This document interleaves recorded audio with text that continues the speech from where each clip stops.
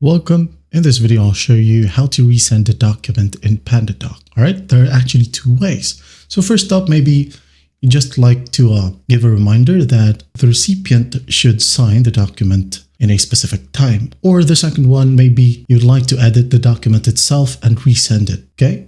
So first up, just a reminder, click on three dots right here.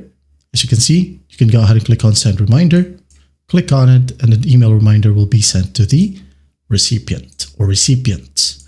Now the other one is by completely editing the document itself and resending it to the recipient. So how do we do that?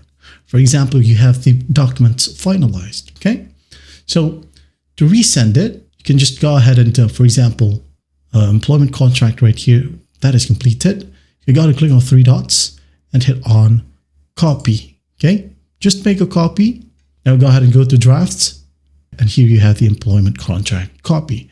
Now you can go ahead and click on it and edit the document, okay? For example, you can go ahead and add in more blocks or fields, for example, initials, like so. And then hit on manage right here, add in a new recipient if you want to, like so. And once done, just hit on finish document and you're good to go, okay? That's basically how you do it.